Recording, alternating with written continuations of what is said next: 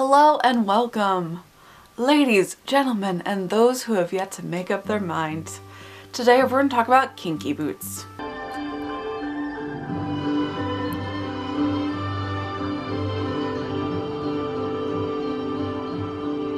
Kinky Boots was released in 2005 under Miramax Films, and Disney still owned Miramax Pictures during this time, so therefore, a technicality, we can talk about it. And I really want to take a look at this movie because of the success it had as a Broadway show a couple years after it was released as a movie, but we're going to talk about the movie first. Ladies, gentlemen, and those who are yet to make up your mind,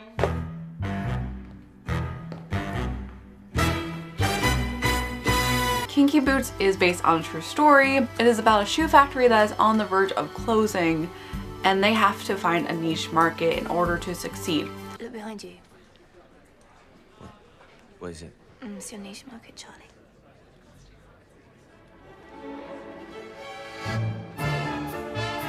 Big niche.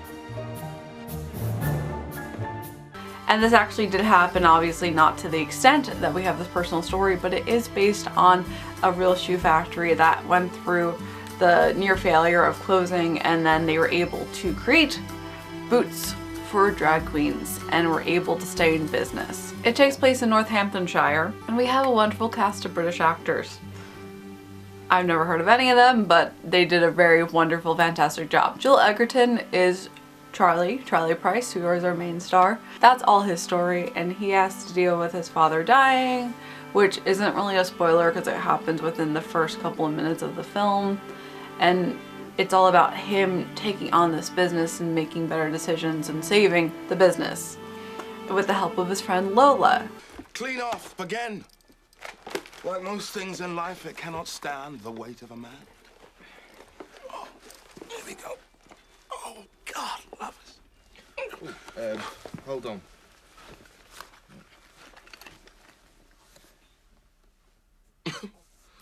And Lola is played by a fantastic person. I'm not going to be able to pronounce their name, I apologize, so here you go. That's the actor who plays it. He's fantastic. He did a very wonderful job. It's very beautiful as Lola. Really had a lot of fun with the character, really brought a lot of depth to the character, and did a wonderful, fantastic job. And your heart and soul is what I came for. Whatever Lola wants, Lola again. Take off your coat. Don't you know you can't win? He's also in Doctor Strange, as I'm looking it up. He played Mordo, so yay Marvel Universe, gotta throw that in there. When do I get my relic? When you're ready. Well, I think I'm ready. You're ready when the relic decides you're ready. For now, conjure a weapon. Sarah Jane Potts plays Lauren, and Nick Frost plays Dawn. All the actors are really fantastic, but like I said, there's not really any big names in this film. It's more of an indie film, and it got a lot more success because of the Broadway show that was created by Cyndi Lauper. I'm a little bit biased because I got to see the Broadway show with Brendan Urie, and I was very familiar with the story because I saw the show. And the really great thing is the movie and the show are basically exact. They really stay true to the material. Cyndi Lauper and Harvey Fierstein were the ones to work on the show. And it is very difficult for me to break the two apart because of the fact that they are the same story, but one's on screen and one's on stage, and I was more familiar with this stage version before I saw the screen version because it was the first time, but that's also why I really wanted to see this film. A lot of times with adaptations, they change a little bit here and there. They really did a really close, exact job to the movie. And I did love the stage show. I thought they did a fantastic job with the stage show. And the music that they added was really great. There is a lot of singing within the movie. Lola does her own songs, but of course they're not original songs. They're all very popular mainstream music that she sings.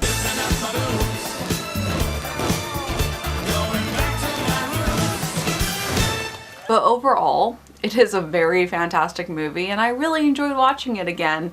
And it was nice because I was very familiar with the story. I did see this show last year in 2017. Obviously I want to focus on the movie because that's what it's based off, but I can't go without talking about the show a tiny little bit more. I was really grateful and lucky to see it with Brendan Urie, who did a fantastic job, but even with the original cast, there's a couple of performances that you can find online where they're promoting the musical, and the dancing is fantastic, the choreography is amazing. The music for me wasn't my favorite. There's only a couple of songs that I really loved, but as a whole the story and the atmosphere is just fantastic, and it has a very positive message, and that goes back to the movie as well. The movie itself has such a positive message, just be who you are, and I love the quotes that they pulled from the movie, including ladies, gentlemen, and those who have yet to make up their mind. And they have a whole program about acceptance. Whole show and movie is all about accepting yourself and being who you are, and that's so important. Obviously I have to recommend both because it's just a wonderful story, and it's a story that's an uplifting story, even though it does have a lot of dramatic moments in there, and there's a lot of family issues that they deal with, and their childhood growing up wasn't the best, and of course in the beginning with Charlie Price's father dying, he has to face the grieving, he has to grieve for that a little bit. It's still very dramatic, but it's very uplifting, and that's what I really admire about it, and it's just so overwhelmingly positive in the most genuine way possible. Although not in the movie, I love the musical number that they have for Everyone Say Yeah, and the fact that they get to dance on treadmills.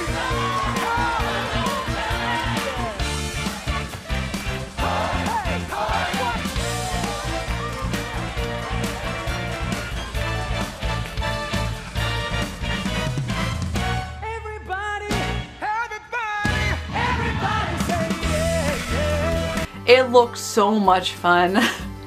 And I would love to do this. They also have the best finale ever in the show. The song Raise You Up / Just Be.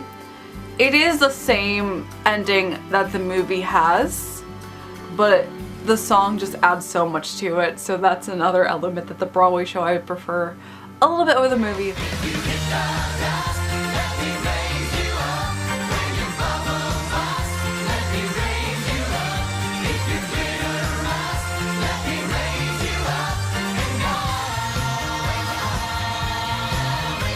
I love this movie. This movie was fantastic, but because I'm biased, the show has a closer personal connection to my heart than the movie does. But go watch it because they're fantastic. The Broadway show is closing at this point, but they're still on tour, so I would even suggest go see the Broadway show. The Broadway show isn't owned by Disney, so it's technically a rule breaker at this point, but it's still fantastic, so if you can, go see the show as well as go watch the movie. Tomorrow we have one more biography to talk about with Saving Mr. Banks, so you can stay tuned, and as always, I hope you have a magical day, and I will see you real soon.